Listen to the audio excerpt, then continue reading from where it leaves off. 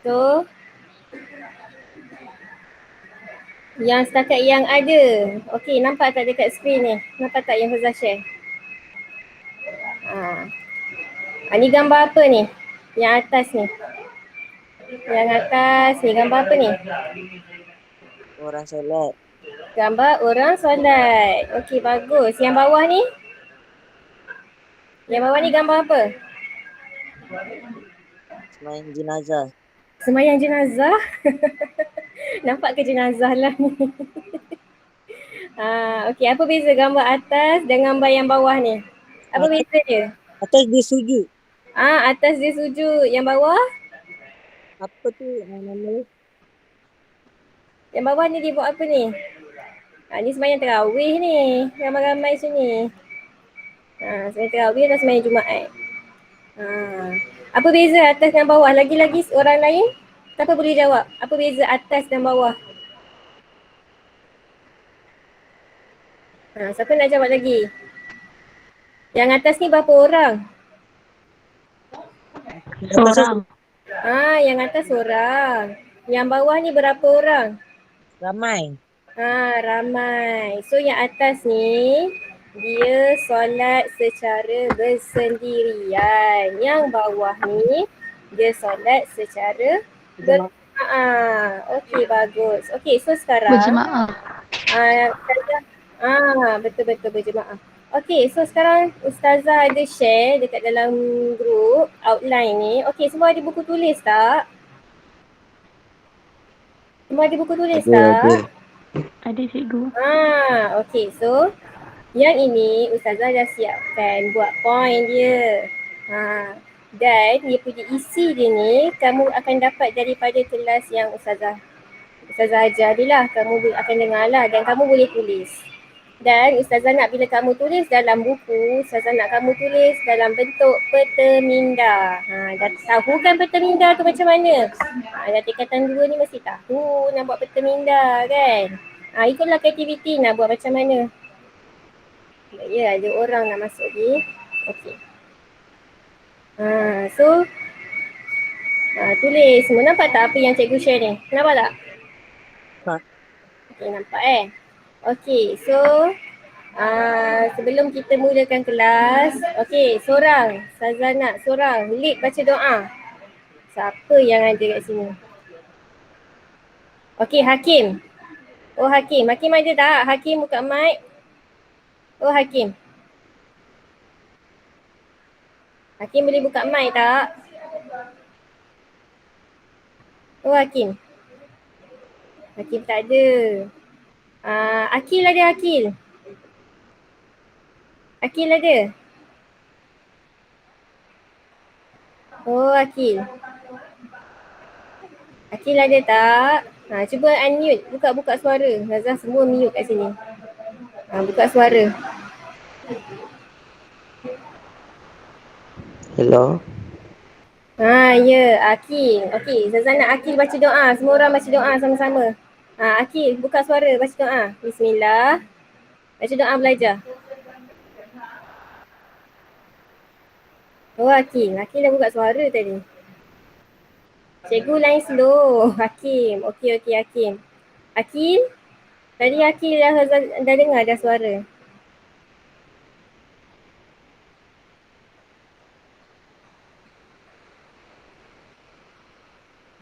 Ya, Akil mungkin line dia hilang ni. Okey, sakit tekak. Alah, sakit tekak bukan Razak suruh jerit pun. Cakap depan ni je. Okeylah, masing-masing baca doa masing-masing. Doa belajar, cepat baca sendiri.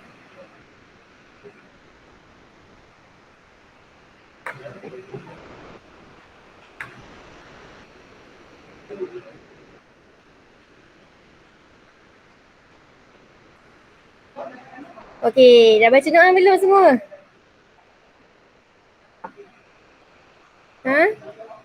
Okey. So masing-masing sedia dengan buku teks dan juga buku tulis dan juga pen. Ustazah ajar ni kamu tulis. Isikan ikut outline yang Ustazah bagi tadi tu. Okey? So pertama sekali kita akan belajar tentang maksud dan hukum solat berjemaah. Kalau kata tak dengar suara Ustazah, cakap tau. Ustazah tak tahu korang dengar ke tidak ni. Okey, maksud dan hukum solat berjemaah. Okey, maksud solat berjemaah daripada segi bahasa ialah berkumpul. Daripada segi bahasa berkumpul. Macam kamu tengok gambar tadi, semua orang berkumpul dalam satu tempat, ada imam, ada makmum. Itu daripada segi bahasa solat berjemaah. Okey, daripada segi istilah, solat berjemaah ialah solat makmum. Makmum siapa? Makmum ialah orang yang ikut imam. Makmum solat bersama-sama dengan solat imam dengan sekurang-kurangnya seorang imam dan seorang makmum. Boleh ke kalau solat imam-imam sahaja yang ada? Boleh ke? Tak boleh lah. Kalau imam seorang je ada, tu bukan solat jemaah. Tu namanya solat bersendirian. Okey, so kalau solat berjemaah tu ialah solat makmum bersama-sama dengan solat imam dengan sekurang-kurangnya seorang imam dan seorang makmum. Okey? Okey, semua faham? Kalau ada siapa-siapa nak tanya, tanya je terus ya. Buka mic tu tanya. Okey. Oh ya, kalau kamu nak buka buku teks, buka muka surat 90 sehingga 96. Okey? Okey. Seterusnya, hukum solat berjemaah. Untuk individu, hukum solat berjemaah ialah sunat muakkad. Apa maksud sunat muakkad? Sunat muakkad maksudnya apa? Dia sunat tapi dia hampir-hampir dengan wajib. Maksudnya sunat tu yang sangat-sangat dituntut. Dia tak macam wajib. Wajib tu mesti buat. Sunat ni kalau kamu buat dapat pahala, kalau kamu tak buat tak adalah dapat apa-apa. Tapi kalau sunat muakkad ialah sunat yang sangat dituntut untuk kita buat. So, solat jemaah hukum dia ialah sunat muakkad bagi individu. Okey, apa pula hukum solat berjemaah bagi komuniti masyarakat? Maksudnya, kalau dalam komuniti ni, mesti ada seorang yang buat, iaitu hukum dia fardu ain. Wajib untuk setiap komuniti masyarakat tu dirikan solat berjemaah. Biasa kalau kita kat Malaysia ni mendirikan solat jemaah di masjid. Boleh ke kalau kita buat solat jemaah di luar masjid? Boleh ke? Boleh. Tambah pula COVID ni kan. Boleh je buat dekat rumah masing-masing. Tak ada masalah. Kat mana-mana pun nak buat. Boleh je. Okey? So, setakat ni ada siapa-siapa nak tanya? Semua dapat tak? Sempat tak nak tulis ni? Sempat tak nak tulis ni? Okey. Macam tak je cikgu. Okey, cikgu tunjuk balik yang tadi ya. Yang ni dapat tak? Maksud solat berjemaah daripada segi bahasa dan daripada segi istilah. Okay, cikgu bagi masa tulis dulu.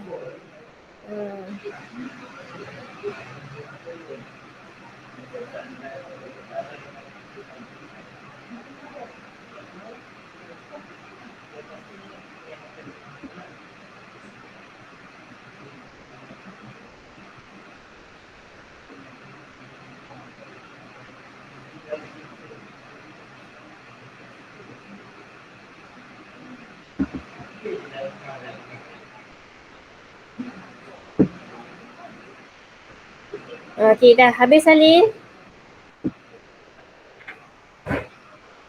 Dapat tak Salin? Dah ke? Ada yang belum? Okay, kalau tak ada cikgu lanjutkan. Saya lanjutkan. Yang ini daripada segi individu, sunat muakkad. Daripada segi komuniti masyarakat, fardu ain. Okey, dapat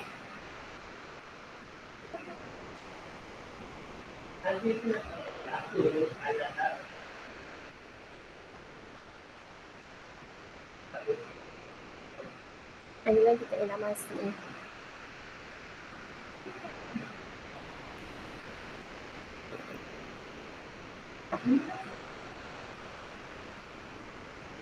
Okey, seterusnya Kita akan masuk bab syarat menjadi imam. Okey, apa syarat untuk menjadi imam? Okey, syarat yang pertama ialah imam boleh membaca Al-Fatihah dengan betul. Imam tu dia boleh baca Fatihah, dia boleh baca ikut makhraj yang betul, tajwid yang betul. Ni kalau depan mata ni kita suruh semua orang baca Fatihah ni. Okey.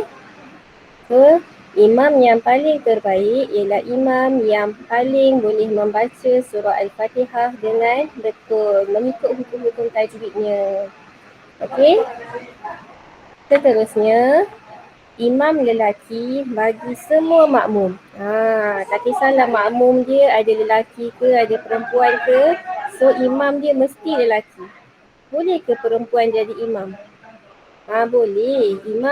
Imam perempuan hanya boleh kalau semua makmum ialah perempuan. Kalau semua perempuan ada dekat situ, bolehlah masuk.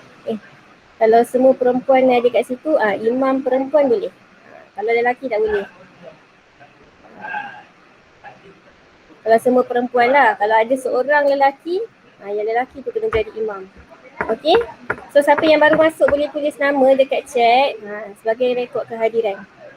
Okey? So seterusnya, makmum. Syarat yang ketiga ialah makmum meyakini sahnya solat imam. Maksudnya makmum ni yakin imam ni boleh jadi imam yang sah solatnya. Kita tak nampak ada segi dia ada keuzuran ke, dia sakit ke, sakit yang menghalang solat. Sakit yang menghalang solat. Contohnya macam contohnya imam tu dia tak boleh solat berdiri, dia solat duduk. Orang lain boleh solat berdiri. So tiba-tiba dia nak suruh orang yang duduk ni untuk jadi imam. Yang solat secara duduk ni jadi imam. Tak boleh lah sebab solat orang lain yang berdiri lebih bukanlah lebih sah, maksudnya lebih layaklah untuk orang yang solat secara berdiri ni untuk jadi imam berbanding dengan orang yang solat secara duduk. Disebabkan oleh seorang yang solat secara duduk tu adanya keuzuran. Okey? So setakat ni ada siapa-siapa nak tanya? Nampak tak tulisan ni? Tu kecil? Tak ada cikgu. Okey je. Okey. So semua sempat salin dulu. Ustazah bagi 3 minit salin. Sikit je ni.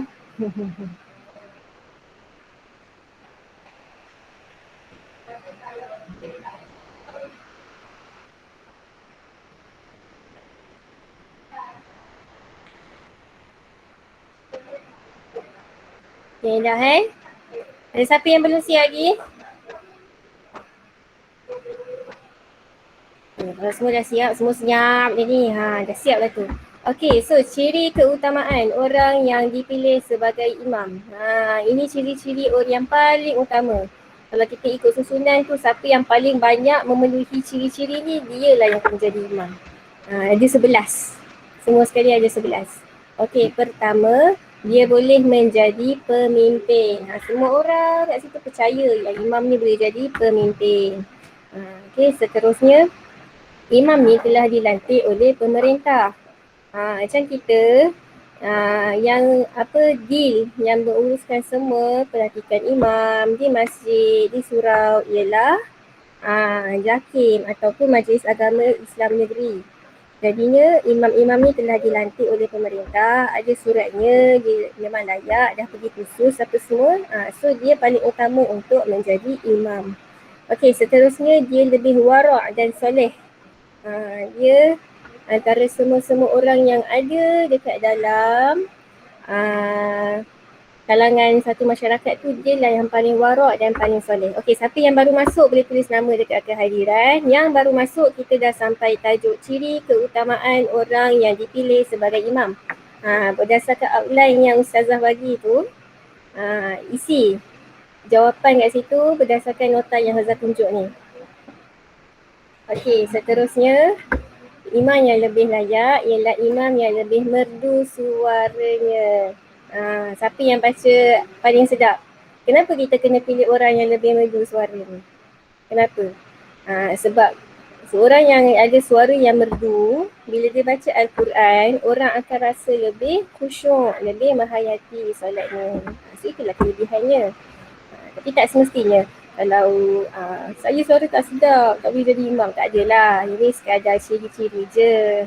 Nak menentukan siapa yang paling utama. Tapi kalau kita sekadar kita suara kita tak sedap, kita nak jadi imam, tak salah. Tak ada benda pun benda tu. Okay. Best tau jadi imam ni. Semua yang lelaki wajib try jadi imam. Sebabnya korang bila dah sekarang ni baru tingkatan 2, lagi 10 tahun dah dah besar, dah ada tanggungjawab, bolehlah jadi imam kepada mak, imam kepada keluarga kita. So itulah pentingnya orang lelaki kena tahu cara-cara nak jadi imam ni. Orang perempuan pun sama. Sebab perempuan yang akan didik anak-anak dia. Okey, seterusnya seorang imam yang lebih layak ialah yang lebih baik akhlaknya.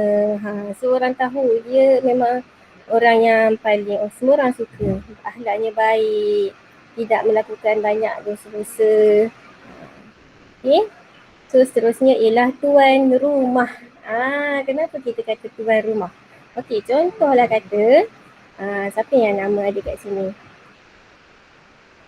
Contoh, Akil nak pergi rumah Irfan. Ada tak kat sini Akil, Irfan? Contoh, Akil nak pergi rumah Irfan. Lepas tu Akil ajak, Irfan, jom kita solat Jumaat. Siapa yang lagi utama nak jadi imam? Akil ke Irfan? Irfan. Irfan lah yang jadi tuan rumahnya. So Irfan lah yang lebih layak jadi imam. Janganlah tolak si Akil tu pula, dia tetamu. So tuan rumah lebih layak menjadi imam. Okey, seterusnya ciri-ciri keutamaan untuk orang dipilih sebagai imam ialah dia lebih alim dan berpengetahuan. Alim ni maksudnya dia ada banyak ilmu tentang solat Jumaat. Dia tahu bila nak jadi imam apa niatnya. Kalau kata dia terbatal pula sembahyang, macam mana orang nak ganti dia, dia tahu benda tu. Okey. Nanti kita ceritalah macam mana nak ganti imam ke semua tu. Okey, seterusnya lebih fasih bacaan Al-Quran. Okey, orang yang lebih fasih bacaan Al-Quran lebih layak untuk menjadi imam, lebih diutamakanlah untuk dia menjadi imam. Okey, sebab apa? Sebab kalau kita tersalah membaca huruf, terutama ketika kita membaca Al-Fatihah, sebab Al-Fatihah tu merupakan salah satu syarat sah solat. Dia rukun solat. So kalau contoh kita baca Alhamdulillahi Rabbil Alamin. Tiba-tiba dia baca Alhamdu, dia tukar jadi Al-Jamdu. Tukar jadi Jim, Al-Jamdu. Salah lah benda tu. Satu lagi perkataan yang selalu orang tukar, Siratal ladhina an'amta alaihim. Sirata, si.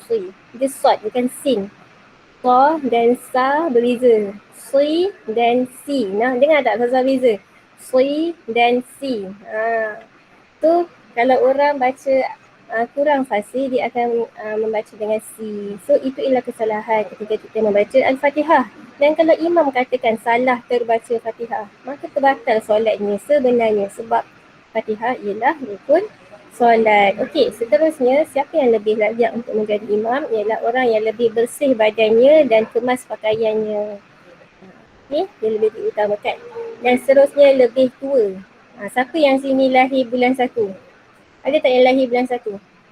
Tahu tak birthday kawan-kawan ni? Siapa lahir bulan 1? Tahu tak?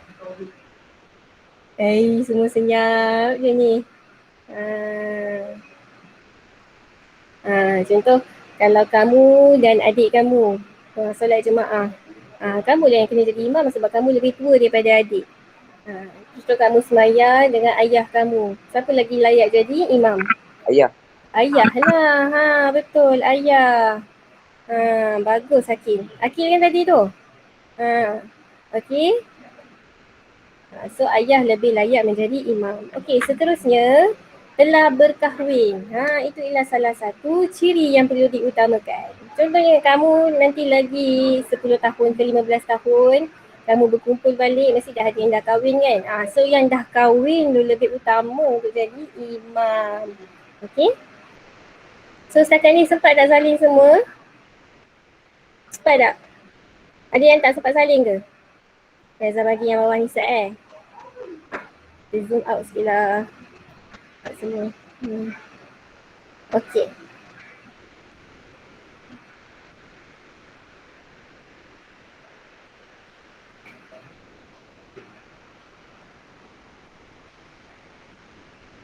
Okay. Faham tak setakat ni? Ada siapa-siapa nak tanya? Tak ada.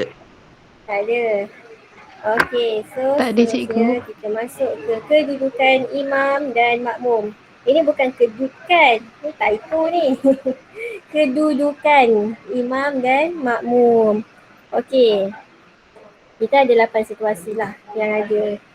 Dan juga banyak lagi, tapi yang ni paling yang saya nak kamu tahulah. Okey, bagaimana kedudukan imam dan seorang makmum yang sama jantina. Makmum ni berada belakang sedikit daripada imam. Imam berada di hadapan, makmum berada belakang sikit. Ni sebab apa? Sebab dia sama jantina. Kalau sama jantina, makmum belakang sikit je daripada imam. Okey. Selingan. Siapa yang baru masuk boleh isi nama dekat ruangan chat. Nanti Ustazah nak tanya kehadiran. Okey. Okey, seterusnya makmum dan imam. Kalau sekumpulan makmum lelaki sahaja, ada sekumpulan makmum. Ini imam lelaki, confirmlah lelaki, makmum lelaki, imam mesti lelaki. So sekumpulan makmum lelaki sahaja. So makmum ni berkumpul di belakang imam. Macam ni. Imam berada di hadapan, makmum berkumpul di belakang ni. Bukanlah berkumpul, berbaris kat belakang imam ni. Okay. So kalau kamu tulis dekat nota tu, kamu nak lukis boleh, nak buat bulat-bulat boleh, suka hatilah. Asalkan kamu faham dengan nota kamu. Kalau kamu tak dapat nak salin susunan gambar ni, boleh tengok kat buku teks muka surat 92. Okey, muka surat 92 ada dalam buku teks ni. Okey, seterusnya nombor 3. Imam perempuan dan 2 makmum perempuan. Imam perempuan hanya boleh jadi imam kepada perempuan sahaja. Mana boleh jadi makmum kepada lelaki. Kecuali lelaki tu kecil. Budak lagi, belum balik lagi. Itu boleh. Okey, so kalau imam perempuan dan makmum perempuan, makmum tu berada di kiri dan kanan imam. Okey. Seterusnya, imam dan makmum berbeza jantina. Ini lelaki di hadapan, perempuan di belakang. Contohnya, Luqman berada di hadapan. Lagi siapa lagi kat belakang ni? Ada Aliyah, ada Adriana. Okay. So duduklah belakang ni. Berbarislah di belakang imam lelaki. Okay. So, seterusnya. Okey, imam perempuan dan 3 atau lebih makmum perempuan. Maksudnya imam ni seorang perempuan, lepas tu dia punya makmum lebih daripada 3. 3 atau lebih lah. Macam yang tadi ni. Yang tadi 2. Yang ini 3. So, macam inilah susunannya. Imam di hadapan, lelakinya begini. Dia macam inilah konsepnya. Boleh juga dia berkumpul di belakang, berbaris di belakang imam ataupun dia belakang sedikit daripada imam. Tak ada masalah. Okey? Ni antara 2 ni. Tak kisahlah, antara 2 ni boleh je. Kalau dia sama jantina. Okey, seterusnya kalau kita ada seorang imam, lepas tu kita ada 3 lelaki, lepas tu kita ada 3 perempuan ke, 4 perempuan ke. Okey? So, okey. So yang lelaki di hadapan, yang imamnya di hadapan, kemudian barisan soft imam lelaki, kemudian barisan soft imam perempuan. Kalau imam perempuan ni seorang, dia seorang je lah kat belakang. Terus sebenarnya imam lelaki, barisan lelaki, kemudian barulah barisan perempuan. Perempuan ni tak boleh lah sebaris dengan lelaki, tak boleh. Dia kena berada di belakang. Tak kisahlah dia seorang pun tak apa je. Okey. So, seterusnya, kalau kata ada seorang makmum lelaki, lepas tu ada perempuan ramai dan ada imam lelaki lah. So, kalau ada seorang je makmum lelaki, so dia boleh berada di belakang imam sedikit macam ni. Ada beza sedikit lah. So, barisan perempuan, tak ada masalah. Ni boleh. Okey, seterusnya ini biasa kita tengok dekat masjid, dekat surau, biasalah.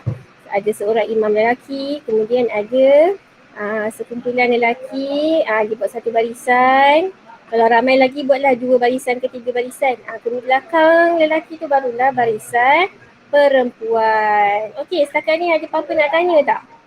Macam ada tak faham ke? Macam mana Ustazah? Ada apa-apa nak tanya? Tak ada cikgu. Tak ada? Tak ada Diana, betul ni? Okey. Kalau tak ada, Ustazah nak bagi satu situasi lah. Macam mana kalau kita ada, okey tulis. Kita ada seorang imam lelaki, kemudian kita ada seorang imam lelaki, seorang makmum lelaki dewasa, kemudian kita ada seorang kanak-kanak lelaki, kemudian kita ada seorang perempuan dewasa. Okey, kita ada seorang imam, kita tulislah. Ya, kita buka yang baru. Okey, katakan kita ada seorang, alamak dia tulis Jawi. Okey, satu orang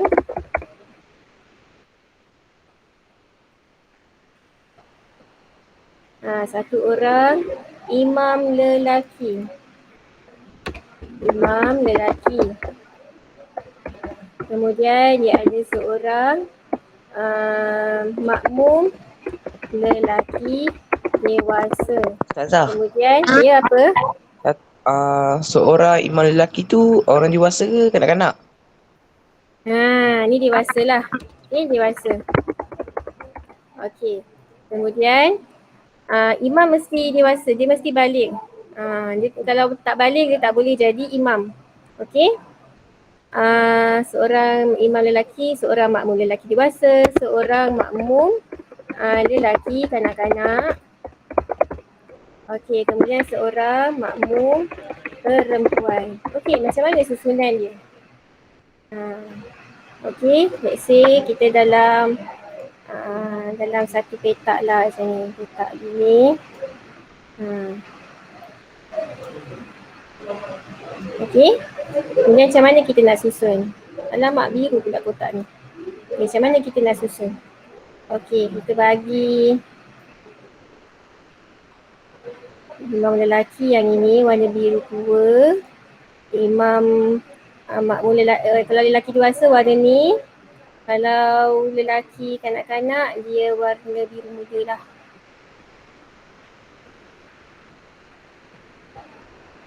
Ni lelaki kanak-kanak. Lepas tu yang ini imam. Subhanallah, mana ni? Ni satu lagi makmum perempuan. Kita bagi dia warna pink.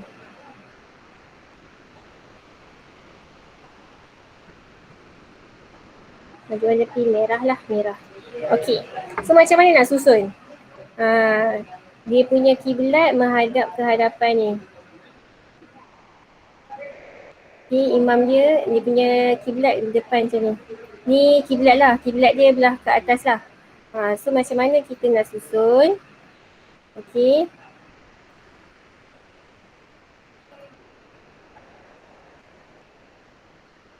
Macam mana kita nak susun? Imam lelaki di hadapan sini, makmum lelaki di sini. Yang ini boleh berada di sebelah sini. Yang makmum lelaki kanak-kanak. Makmum perempuan di belakang. Begini. Okey? Macam ni. Susunan ni. Lagi ada apa-apa situasi lagi tak bagi kat Ustazah? Cepat. Bagi kat Ustazah situasi. Siapa boleh bagi situasi? Contoh kat rumah dia ada 3 orang adik perempuan. Lepas tu ada mak. Siapa boleh bagi situasi? Kalau nak tahulah, Hazah buka ni. Persoalan daripada anak-anak murid Ustazah ni. Kalau ada siapa nak tanya. Ya? Ustazah, kalau Contoh ayah dia Okey, meninggal. ayah dia meninggal. Tinggal keluarga dia. Keluarga dia semua Okey. perempuan. Seorang je lelaki. Keluarga dia Macam mana pula? semua perempuan. Yang lelaki tu umurnya berapa? Masih Masih budak-budak. budak-budak. Nampak terlindung tak dengan kotak ni? Okey, ni situasi dia. Lelaki tinggal seorang. Okey, lepas tu masih budak-budak. Okey, jawapannya mak dia akan jadi imam. Sebab adik dia ni masih belum balik. Okey? Sebab tu Zazah tanya siapa ada situasi bagi kat Zazah. Okey, let's say. Ini Zazah, okey, ini mak dia. Ini mak. Okey, ini mak dia. Ini mak mak. Ini maknya. So let's say ini adik lelaki dia kat sini. Kalau susunan pula makmum, adik dia kat sini, adik lelaki. Okey. Kenapa tak ada tulis ni? Ya. Tulis tak boleh. Adik lelaki. Adik lelaki, let's say dia baru umur 5 tahun kan? 5 tahun. Baru 5 tahun. Okey, so yang kakak-kakak dia ni semua beratur kat belakang ni. Kakak-kakak dia semua berbaris di belakang. Tukar warna sikit. Dia tukar warna. Ni kakak-kakaknya. Okey, tapi bila mana dah lebih kurang, contoh adik dia baru umur 5 tahun. Biasa lelaki akan balik umur tingkatan 1 dalam tingkatan 3 lah. 15 tahun. So let's say adik dia dah besar lah. Dah umur 15 tahun, dah balik. So adik dia akan automatik jadi imam. Mak dia akan duduk di belakang sini. Okey? Bila adik dia dah balik, dah kata umur dia dah jadi apa? Dah 15 kan, dah balik dah. So dia akan jadi imam. Okey, faham Adriana? Adriana kan yang tanya tadi? Okey.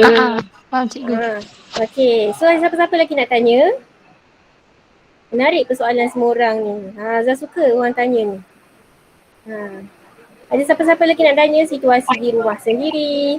Seorang budak dengan makcik saudara. Okey, Irfan, seorang budak. Budak ni lelaki ke perempuan? Laki. Lelaki dengan Makcik saudara. makcik saudara. Yang ni lelaki kanak-kanak kan kiranya. So, let's say kita kata, sekejap kita padam semua. Padam. Okey, let's say kita kata seorang budak lelaki yang inilah. Yang ini budak lelaki. Makcik saudara kita ambil satu sini. Ni kita tinggal dekat luar. Okey, ini budak lelaki, ini makcik saudara dah besar kan. Nak kata makcik saudara ni yang jaga adik dia ni kanak-kanak lelaki ni. So makcik saudara akan jadi imam. Anak saudara duduk belakang. Budak lelaki ni duduk belakang. Sebab dia masih belum balik. Kalau katalah dia dah besar, dia dah balik, so dia tak boleh jadi makmum. So dia akan jadi imam kepada makcik dia macam tu. Tapi sebab dia masih kanak-kanak, dia menjadi makmum, makcik ni akan jadi imam. Okey? Switch je dia ikut makcik dia. Okey, so siapa lagi nak tanya? Bukan senang nak tanya ni, tanyalah ustazah. Tanya.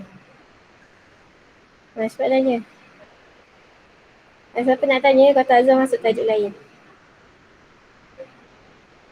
Okey? Masa tak ada lagi kot yang tanya ni.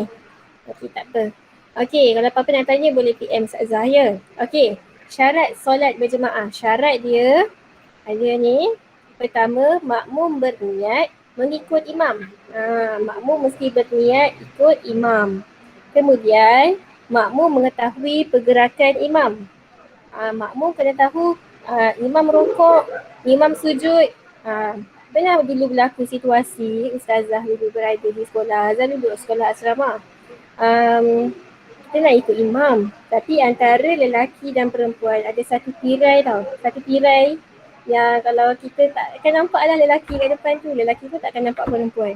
Kita nak ikut imam ni, imam lelaki. Kita dalam satu kawasan ni, kita orang dengar je suara lelaki kan, duduk berlari-lari apa semua tu. So kita orang kalau perempuan nak jadi imam tak boleh sebab ada lelaki di hadapan. So kita kena carilah mana-mana imam lelaki yang sedang solat berjemaah, kita kena ikut.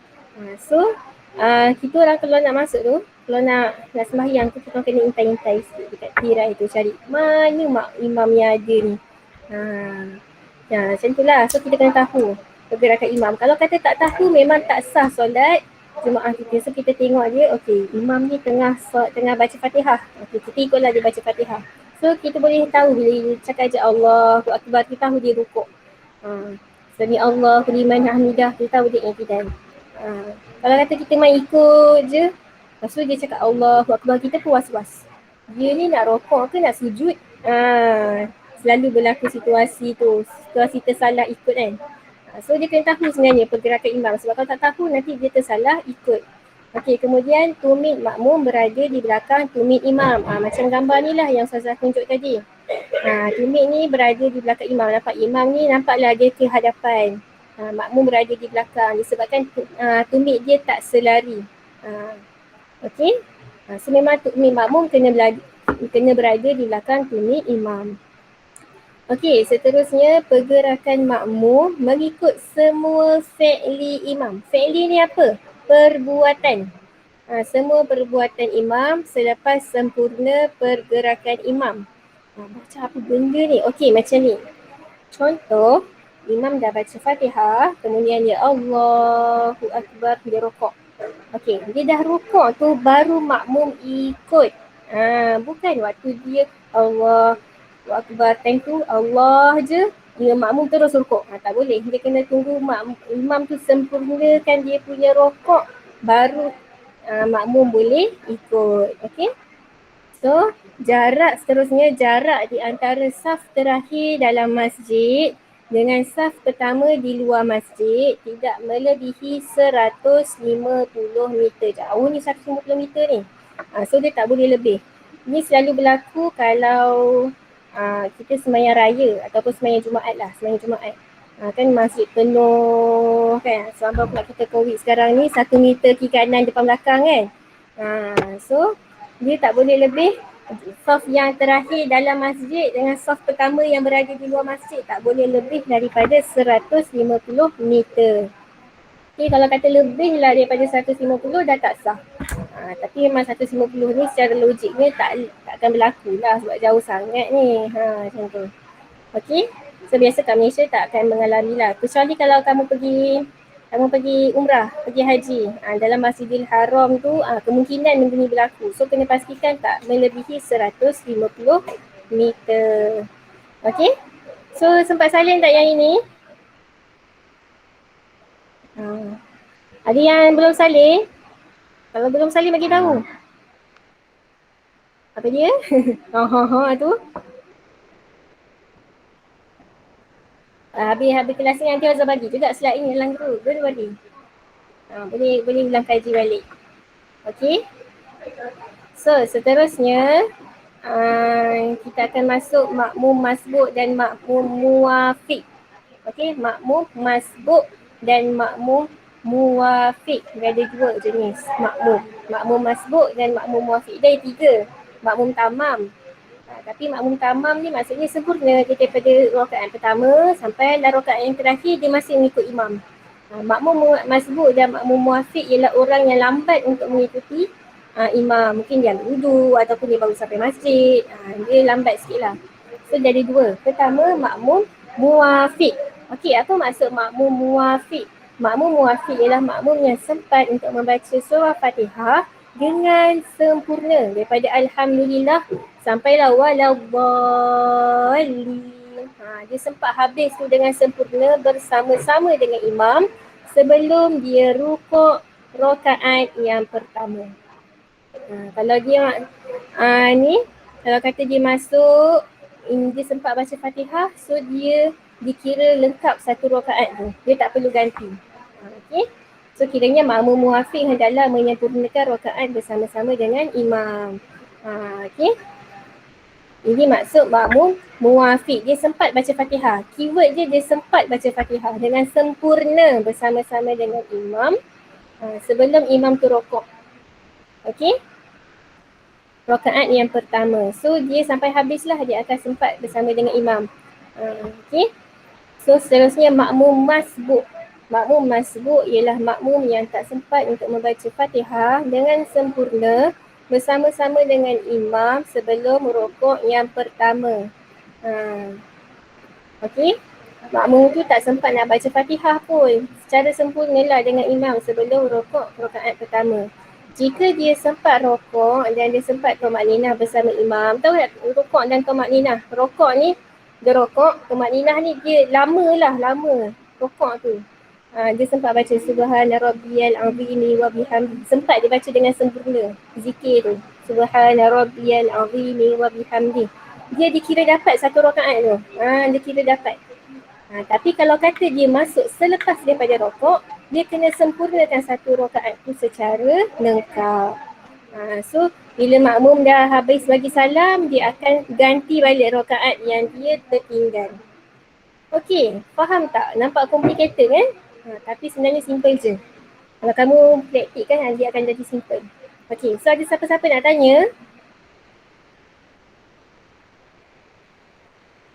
Ada siapa-siapa nak tanya? Tak ada cikgu. Saya anggap semua faham lah, insyaAllah. Okey? Tak ada? Okey.